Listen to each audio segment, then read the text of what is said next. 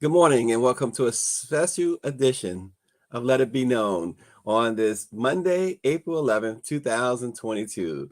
There was a time not so long ago when someone with Judge Ketanji Brown Jackson's immense qualifications would have sailed through confirmation hearings and win near unanimous support in the Senate chamber. But with the nation as polarized as it has ever been politically, the reality is that conservatives have chosen to ignore qualification or judicial philosophies. Uh, this was the issue they had a sticking point with because she would not answer that question of what is a woman or what makes a woman. While Judge Jackson was finally able to break the proverbial glass ceiling as the first Black woman confirmed to the nation's highest court, her confirmation came with a loud reminder that white privilege, white supremacy, and white men in particular, and white ideals are not much different than when Thurgood Marshall became the first Black Supreme Court justice. By the time Thurgood Marshall was nominated in 1967, he was already a legend for having dismantled Jim Crow segregation in state and federal courts across America, including his stint as lead counsel in 1954's Brown versus Board of Education decision. President Lyndon B. Johnson nominated Thurgood Marshall, even as he himself was a Southerner who used racist rhetoric regularly. Appallingly, on Marshall's appointment to the Supreme Court, LBJ's biographer, Robert Dallek, noted that the former president said that he wanted to appoint the famous Marshall instead of a lesser known Black judge because, quote, when I appoint a nigger to the bench, I want everyone to know that he is a nigger. LBJ's Black chauffeur, Robert Parker, wrote in his memoirs, Capitol Hill in Black and White, that the then president once asked him whether he preferred to be referred to by his first name rather than boy or nigger or chief. When Parker said he would prefer being called by his name, LBJ grew angry and said, as long as you are Black, you're going to be Black till the day you die. No one's going to call you by your name. So no matter what you are called, nigger, you just let it roll off your back like water and you'll make it. Just pretend you're a piece of furniture. Marshall attacked the longstanding doctrine established in the Supreme Court's 1896 Plessy versus Ferguson ruling, which allowed states to exclude people from public facilities because of their race, provided they had access to a separate but equal facility. Since there was no comparable law school for Black students in Maryland, Marshall argued the all-white school must integrate. Marshall won, and Maryland was forced to integrate the law school. But the case was not taken to the Supreme Court, so it set a precedent in Maryland only. As we go on, Marshall's greatest impact was on civil rights, but mostly through in 1991, we segue to George H.W. Bush nominating Clarence Thomas for a seat on the Supreme Court. Just 5 days after civil rights icon Thurgood Marshall announced that he was retiring after 24 years. Thomas, despite an impressive resume, had served as a federal judge for only 19 months. None of the American Bar Association's Standing Committee for the Federal Judiciary members rated him well qualified. Near the end of his hearing, a former employee of Thomas named Anita Hill came forward with sensational allegations of sexual harassment. The testimony took 3 days, with the hearing broadcast live. The nation collectively expressed shock, and most became transfixed and deeply divided. Knowing this history, and further knowing that despite the overtly racist rhetoric and acts during the 1960s, that Marshall was still confirmed by a supermajority vote in the Senate, and Thomas was narrowly confirmed in the early 1990s, helps us to better appreciate why Judge Ketanji Brown Jackson in 2022 looked the devil in the eye and became the first Black woman justice on the Supreme Court. It also helped to once again bring to the fore that despite the success of many African Americans, this country is determined that it doesn't want to accept or even remotely live up to Dr. King's dream about not being judged by the color of our skin, but by the content of our character. This morning, we discussed all of that, with Lauren Burke of the Burke File and our great NNPA Capitol Hill reporter that she is, James Wright of the Washington Informer, and Robin Massengill. Robin, James, Lauren, and attorney Robert Tarver. Good morning, everyone. Good morning. How you doing? Good. So, James, I know you're the historian of the bunch, so I'm going to start with you. Lyndon Johnson biographers noted his rampant racist views, yet he got through civil rights laws, voting laws, and the first Black Supreme Court justice. Clearly, that wasn't enough to quell America's race problems, as over 54 years later, Judge Jackson's nomination, as we said, was met in the Senate with overt racism. Do we need more Black and minorities on the Supreme Court? And would that matter given the pulse of this country, James? Yes, we do need more. Oh, and good morning. Yes, we do need more people of color on the Supreme Court. A quick point about LBJ. My aunt used to work for LBJ. LBJ was actually a civil rights crusader from the time he came into the Senate into the House of Representatives in the 1940s. He was just a Central Texas boy who liked to call things as it is. He helped a lot of Mexican Americans go to college when he was a teacher. So that's the history of LBJ. Let me just say that you're right. We need more minorities on the Supreme Court as well as the Court of Appeals. And I want to point out something to you. And not a lot of people talk about this, Stacey, but when Judge Jackson takes her seat in October, for the first time in American history, white males will be the minority on the U.S. Supreme Court. For the first time, white males will be the minority on the Supreme Court. That is a substantial achievement. Well, Lauren Burke, all things Capitol Hill, Supreme Court, whatever. We got Lauren, and there's no better one, better journalist to take care of this. But Lauren, does that matter?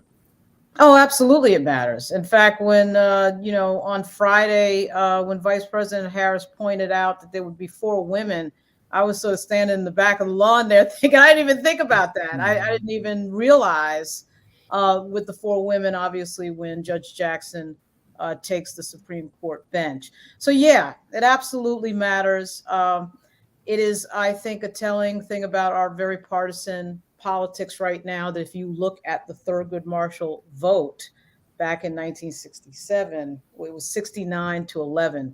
There were a number of very interesting senators who, for whatever reason, did not vote on Thurgood Marshall, including Harry Byrd and John Stennis. But you still had, 69 senators say, okay, Thurgood Marshall should serve on the bench. And what we just saw last week, where one of the most qualified jurists in the history of the Supreme Court can barely get in there, 53-47. And we get Rand Paul passive aggressively deciding to show up late for the vote. And then we get senators, Republican senators, walking out after Vice President Harris. And remember, Vice President Harris in herself is a historic figure. So you have a historic figure announcing another historic figure, both of whom are Black women. And you have white male senators making sure that they walk out of the chamber while that is happening, while the cameras are rolling, understanding that the cameras are rolling, wanting to do that as the cameras are rolling.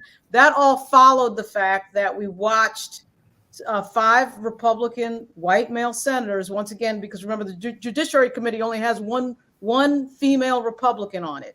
Even though there's like 9 female Republicans in U.S. Senate, they can figure out a way to only get one on that committee.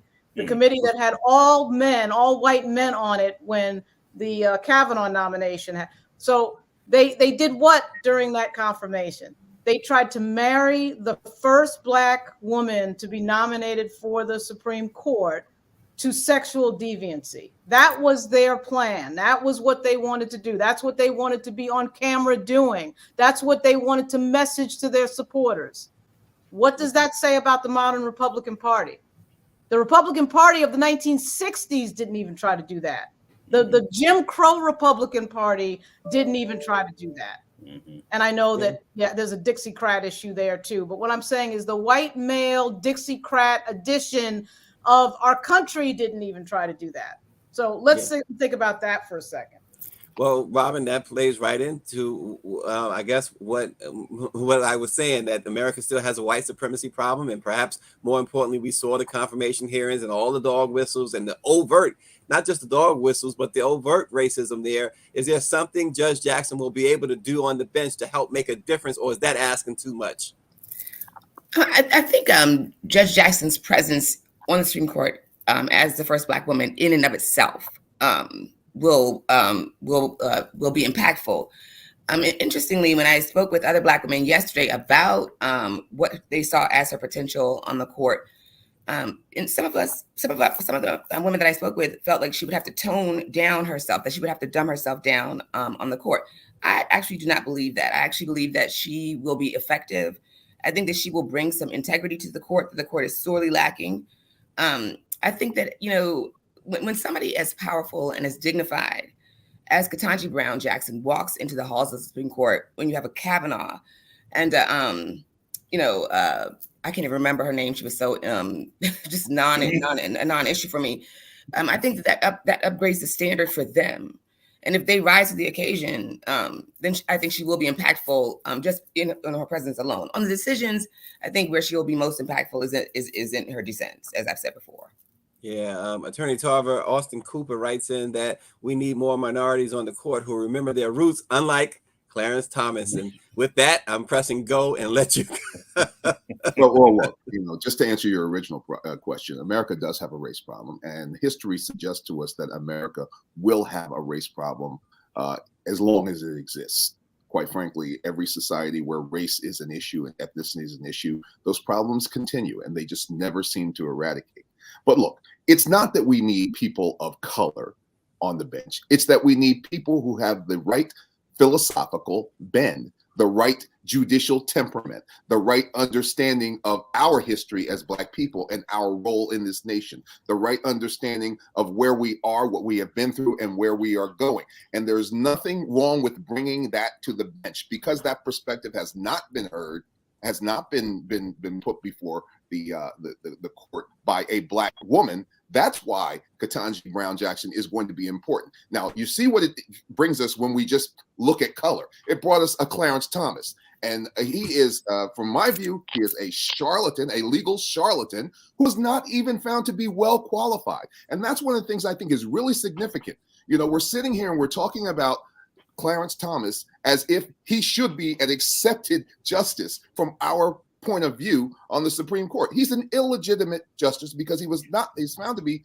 not well qualified. And that's a significant thing when your peers say, hey, you know what? This person's going forward, but he's not qualified. And don't forget, let's talk about Clarence Thomas for 1 minute.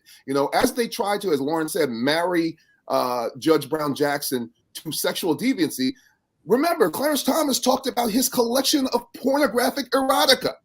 This justice of the Supreme Court was wide open in talking about his collection of erotica. Now, okay, that may not be a crime, and that may not even be a problem. But if you're going to try to marry this justice to something like that, let's really look at history and see what history tells us about erotica and sexual deviancy, and a judge who was actually accused of improper sexual acts. Mm-hmm.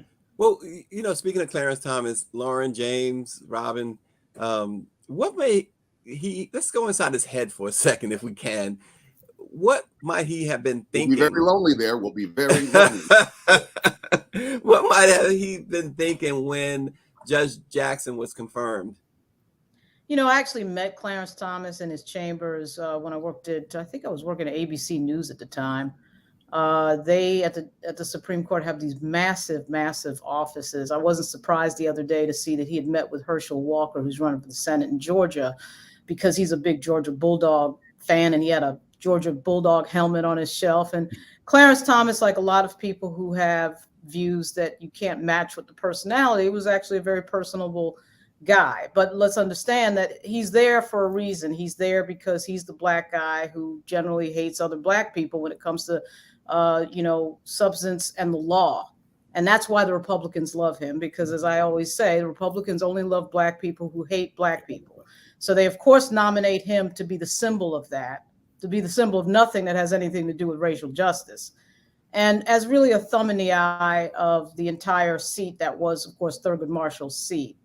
So Clarence Thomas, if you listen to what he says legally, I don't see how you come up to any conclusion that this isn't a legal version of Stephen and Django Unchained. It's basically a self-hatred issue going on there, and some sort of odd, reasoning behind things that we already know have been historically established. To me, Sonia Sotomayor is the voice of the Black civil rights movement on bench. She really is. And I think she will continue to be. I think what we're going to find out is that Judge Jackson is a little bit more conservative and a little less Thurgood Marshall and a lot more Stephen Breyer than we thought. So, but we'll see what happens. You know, Stacey, let me go say ahead, this James. about Clarence Thomas. I had the opportunity to interview him in 1995 with my friend Armstrong Williams, and he is my friend. And Donna Brazile happened to be in the room. And, you know, I wrote an article. Basically, Justice Thomas said that he's not an Uncle Tom, and he talked about those things. And the Washington Post picked up my article, and it went international because I was interviewed for the next 4 days by a whole bunch of people. I was one of these people, Lauren, Robert, and Ms. Massengale, who was thinking, okay, this guy's going to change. He's going to change. He's going to get on the court. It's going to be a lifetime appointment. He's going to do what Harry Blackmun did. Barry Blackman, a former Ku Klux Klan person, you know, became very progressive. He's going to do what Harry Blackman did, but he hasn't, and he's been a disappointment. Yeah, Robin and Attorney Tarver, well, for the whole panel, I was looking at a case just this morning that really needs to be a Supreme Court issue, in my opinion. A young lady in Rochester, New York, Black couple, her and her boyfriend, the police raided their home some time ago, thinking, mistakenly believing he was a drug dealer. We heard that before, right? Mm-hmm. But they confiscated $8,000 in cash and other items. He was acquitted. She was never charged with anything. In fact, the authorities said that there was no reason for them to even talk to her. It was her money that they took. Well, this has been a couple of years now. She's fighting to get her money back. And recently they offered her half of it back. They said she missed some deadlines to reclaim seized property and things of that nature. And then as I read into this more, I realize that more and more people allow this to go on because really even lawyers are not really clear on these deadlines to get your property back and things of that nature. Shouldn't that be a Supreme Court issue? She's innocent, and she says she can't get her money back. Yeah, I'm not sure if it should be a Supreme Court issue because the remedies are actually there. And here's where the problem is. The problem is that you have a criminal case on one side and forfeiture is actually a civil procedure. So you're actually dealing with two different courts. And generally, for most people who do not have means, if they have a public defender is not authorized in most cases to operate in the civil courts and to meet those civil deadlines. But you know what? It's a broader picture here because it's a broader picture of personal integrity and personal liberties that this court is going to have to take up. And unfortunately, in order to move to the right on cases like Roe and Heller and other cases that have been before the court and will come before the court in other forms, they are going to have to erode some of the cases that already exist that deal with personal liberty. The Griswold case, things like that say that there is that you have a personal liberty, a right to personal integrity. Now, interestingly enough, the Constitution doesn't give you a right to personal integrity. That is a legal fiction. That's something that was created by the court in cases like Griswold and others. I would not be surprised if we start to see this court start to erode those personal freedoms. And that's going to be a problem for all of us. Wow. I got to disagree with that a little bit. I actually think that Roberts can surprise us sometimes on his vote on certain things.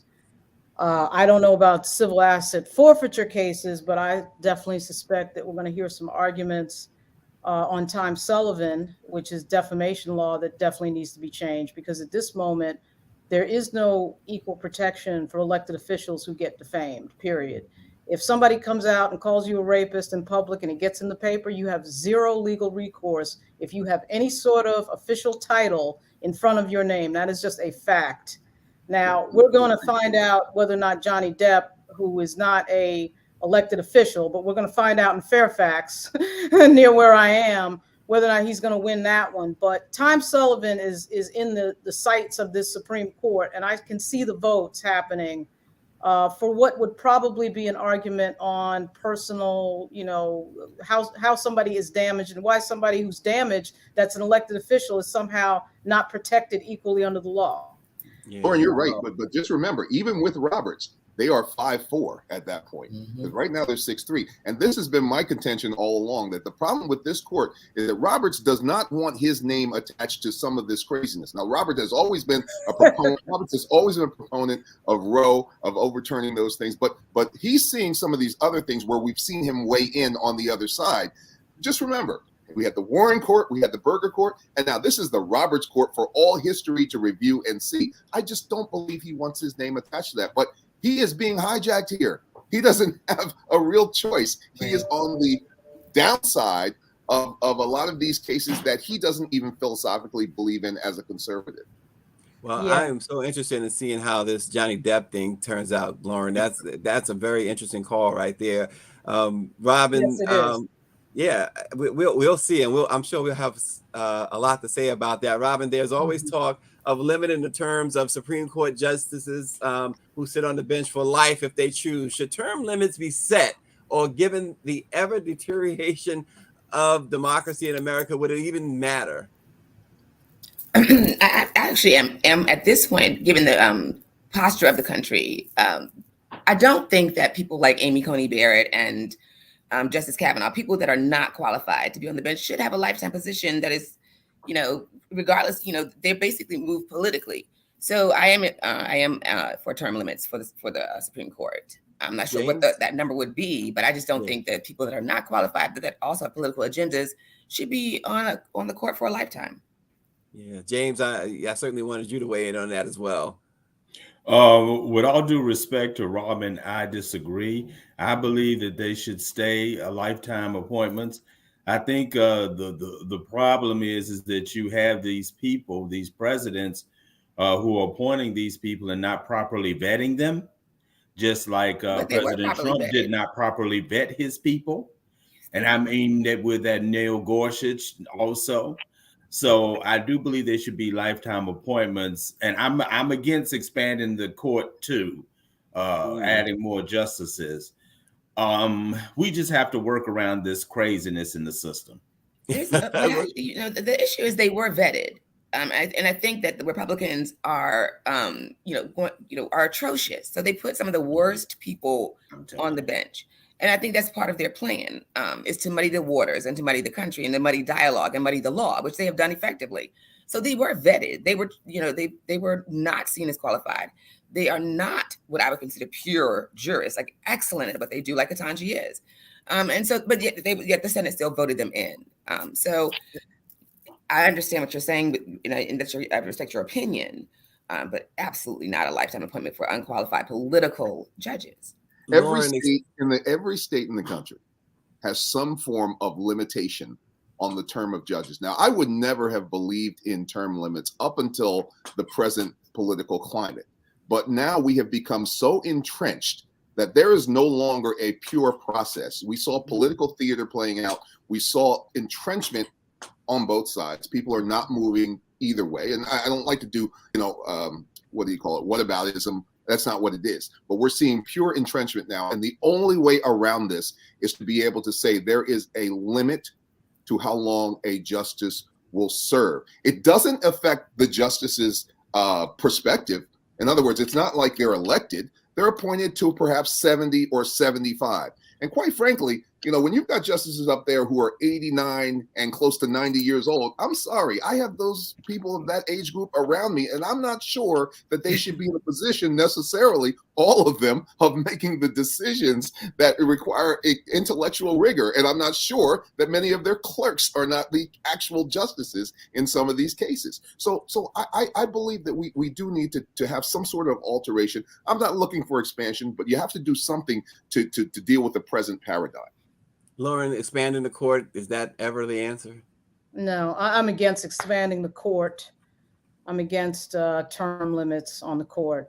What the issue is the United States Senate. The issue is electoral politics. The issue is votes in the United States Senate and how we get justices to the Supreme Court. The least qualified sitting on the Supreme Court right now is Amy Coney Barrett, and the most qualified, if we just look at hard facts, will be Judge Jackson. I actually think Kavanaugh was qualified. I think the spectacle that we saw was the result of politics in our country being completely crazy and off the rails. It's one thing to say that maybe you think it matters that a 16-year-old jumped on a 15-year-old who was drunk back in the 1980s. If we say that that matters, that's fine. If she says that she feels like she might have been raped, that's fine. I totally believed Christine Blasey Ford's story. I believed her fears at the time. What I didn't believe, and what I think was off the rails, was when we got Julie Swetnick and Deborah Ramirez in there, and the Democrats just trying to effectively derail Kavanaugh's nomination with zero due process and a flim-flam investigation, which that part wasn't their fault. That was Trump and the FBI, whatever. But that is not the process that we should be having to put somebody on the Supreme Court. I hate to agree with Lindsey Graham, but that is not the process. If that happened to Ketanji Jackson, we would be upset. We were upset when we saw what happened to Ketanji Jackson, which should not have happened. They lied about her record and tried to brand her to sexual deviancy. It was crazy, and it was not in evidence. And what happened to Kavanaugh was not in evidence with regard to Ms. Swetnick and Ms. Ramirez. It became a crazy show.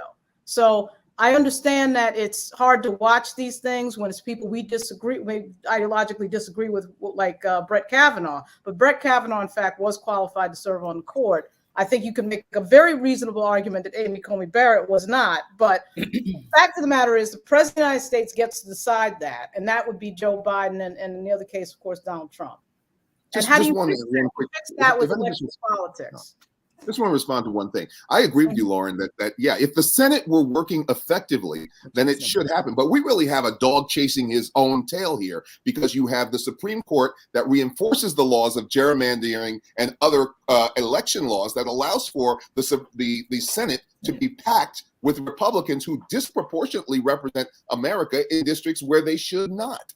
And so how do you break that cycle when the court has now created the very mechanism that allows it to be strengthened with conservatives that will never be broken? The only way you can do it, the Democrats broke it in Florida. I mean, the Democrats broke it in Georgia. They broke it in Georgia despite all of what was happening. They probably could do it in Florida. So you've got to get the votes. I know it's always been difficult for us. This is not a new story. This is a 400-year story. It's always been like this. In fact, it's been worse. It's been a lot worse. And we've been able to figure it out.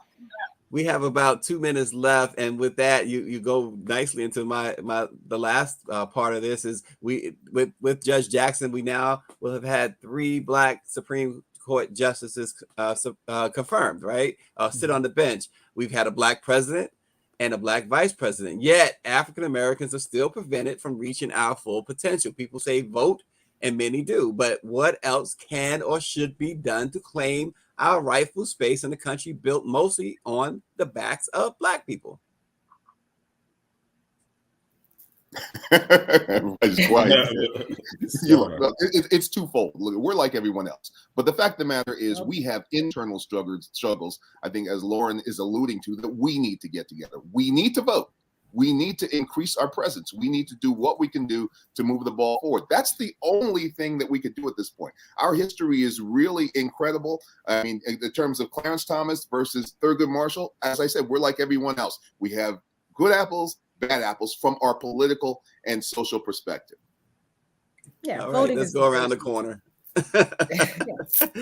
James, we'll get to I agree with Attorney Tarver. We're diverse. People need to vote. They really need to vote. I mean, voting makes a whole lot of difference. And Robin, then we'll let Lauren take us home. And I agree with the issue about voting. I think that we're in a place for Black folks and for the country that we need more. There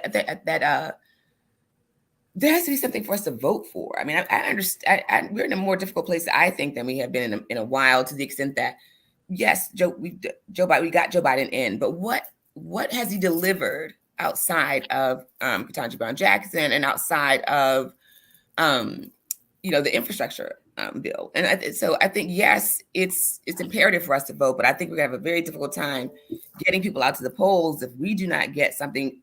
We can organize all we want. We've been doing that. We can do all grassroots efforts as we've been doing, but we're getting hammered by the Republicans on voting rights and on gerrymandering. So what else can we do? We need to have a different kind of action coming from politicians too that get people to the polls, because I think we're gonna have a difficult time in 2022 and 2024.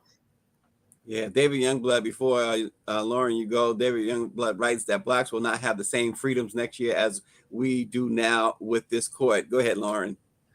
Yeah, we don't know that. I mean, voting obviously is a baseline, but we always have to understand that unlike any other constituency, we really have no allies. You know, African Americans have no allies, right? So we always have to be convincing white Democrats to do things like investing in states that, like the Louisiana Senate race, for example, where we have a black guy running against John Kennedy, which they're probably not going to invest in. I mean, the money has to be there. So, the problem is that, we're always supposed to be magical Negroes in Georgia every single cycle. And to do that requires money. I'm stealing Cliff Albright's lines right now. There, Stacey Abrams was right. If you get black people to the polls, Democrats win. Somehow the Democratic Party hasn't figured this out when it comes to the money. So we keep going around that circle, but we see now there's several black candidates for the United States Senate.